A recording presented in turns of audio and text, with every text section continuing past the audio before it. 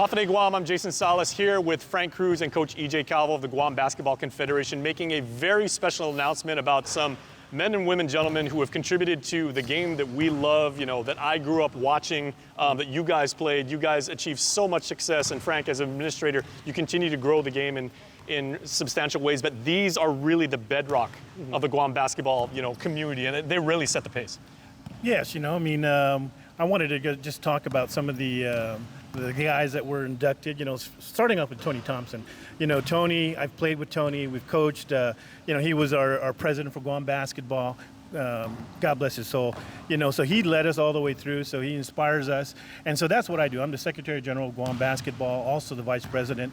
And so, he left a legacy that we're just going to keep on rolling with. So, he's just one of the few that we're inducting. And also for Tony, for a long time, he ran the UOG gym. He would give a lot of people, whether you were on the national team, whether you were playing intramurals, whether you were playing club ball, whether you just wanted to get like a good run. Yep. He actually facilitated that. Absolutely. So his work at FD, his work at UOG, and all around him. Yeah. Exactly. Outstanding. And even FIBA Oceania, he was part of the board. I also went into the board, and so he was, all over, not just on Guam, but he affected the islands as well. And Guam basketball just kind of helped that team as we regained the gold in 2016. I'm sorry, 2015 in Papua New Guinea. Right, so that was the first. That's when we regained it. He was there, and oh man, what a blessing. And Coach Thompson is joined on this inaugural class of what is now the Guam Basketball Hall of Fame by some amazing players too. Yeah, so the two players that I grew up hearing their names, I don't. Unfortunately, I didn't get to see them play as much in person, at least in their heyday, were Joe Taitano and Tony Susuico. And I think I more so watched a lot of players that told me about them because they were their mentors. And so they learned from Joe and Tony.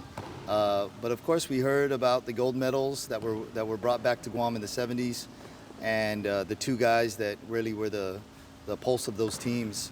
And we've heard so many stories about the helicopters, long hang time, and just tough play, and just how he didn't back down from anyone. And Joe Taitano is just unbelievable athleticism. Yeah. I've heard stories, that they said he would run from Jigo to Mooning just to work out. Yeah, absolutely. And then practice with the team. He'd actually run from Jigo to Mooning, play a full basketball game, and then run home. Yeah. It was, and then I seen him as a player, but I also was a player when he was a coach in high school. Yep. And the games were just intense without, I played for GCC, go Tradesman, but the battles were just astonishing. They would just go at each other, and he was relentless as a coach. So, and I saw that all the way from a player to a coach. And then as he went on to coach some national teams, that was great. And when Joe would be yelling like at his own players to be the best version of themselves, he would have the other team spooked. Yeah, Joe is very, very intense, but again, he got the very best out of his teams, and that's why those JFK Islanders teams, they came to play. Yeah, I think what's important about when we talk about the Hall of Fame. NGW. Yeah, the Hall of Fame class, we look at what they contributed to the national program, what they did as either a player or as a coach. But, in the sport of basketball in Guam, you probably touch a lot of lives outside of just what we're talking about. So a lot of these guys helped groom the future generation of coaches, or they helped future players on national teams that they don't get the credit for. But I think just trying to shine a spotlight on their accomplishments as players, Joe Taitano and Tony Susuico definitely deserve to be in that first class of Hall of Famers for Guam basketball. Tony Thompson, of course, helped really lead the way. And then when it came to looking at some of the coaches that, again, we look back and we look at the early success in terms of international competition. Coach Webb Smith, I heard a lot about what he brought to the game, and a lot of people that were affected by him. And then, of course, just seeing pictures of his 1975 gold medal team hold him up on their shoulders when they won the gold here on Guam.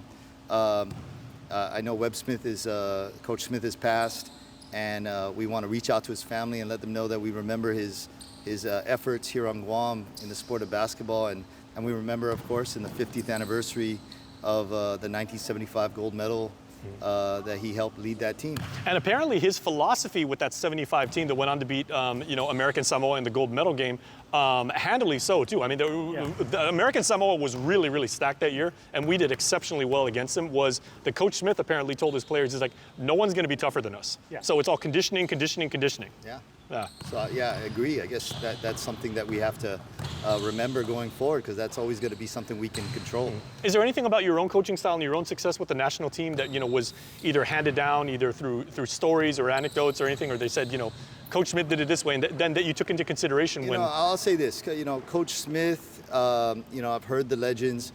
Coach Topasna, who I knew personally growing up, because I never played for them. I can't say they mentored me directly. But I've got to say that there's a basketball community on Guam that share a certain culture. And the culture is always never back down. Always, we may be not the biggest teams all the time, but we're always going to play harder than anybody, especially when we play internationally. So I think that culture stems from the coaches of the past, and especially those successful teams that won those medals. That's exactly what those coaches instilled, that passed down to me. So I acknowledge that I grew up in this system, whether I know it or not. Yep. Well, it's handed down to. And Frank, it's also the success of our women's program too is absolutely due to the talents, the tenacity, and the vision of Coach Felipe Candaso. Yeah, Coach another Candaso, inductee. Yes, another inductee. We're blessed to have coaches like Candaso. The women right now. There's a women's chat. I was talking to Susan Lopola, and she was saying that how they were mentioning, him as a coach and all the things that he's done, and it just brings back a lot of memories. And he also did the friendship games when the Philippines were here and Korea was here playing, and those that attended those games remember the class of that game, the intensity of the game. And so he was one of those coaches that were there, whether it be for women, mostly for the women most recently, but throughout. There's not a lot to say there that people don't already know. And then he also coached for Southern High. But a lot of people admire Coach Candaso, and especially down south. He's a legend. Going down there. So we're fortunate enough to be able to recognize him for all he's done over the past years. And so we need more coaches like that. We need a lot more, especially for the women's program. We really want to try to excel in that area there. And so we're hoping to get more and just have a lot more mentorship like Candaso. Okay, so again, to recap, the inaugural Guam Basketball Hall of Fame inductee class is Tony Thompson, Coach Felipe Candaso, Coach Webb Smith, Coach Ray Topasna, and then his players, Tony Susuico and Joe Taitano. And absolutely outstanding. Their contributions to the game, EJ, cannot be understated. I mean, these are pillars. And I want to kind of stress that is this inaugural class, there's so many other big contributions that we're excited to get into or induct into the Hall of Fame in the future. The first class could have been 60 people and no one would have a problem with it. Absolutely. But we really wanted to set a foundation and make this announcement that the initial class, we're really trying to hit points that on the administrative level, on the coaching level, and on the playing level that just stand apart and also helped inspire future generations that will be inducted. So this is, I think, a great start. We'll make this official with online, share more information, hopefully generate more storytelling and more, just inspiration for future generations that don't know these individuals as well as we do. Absolutely.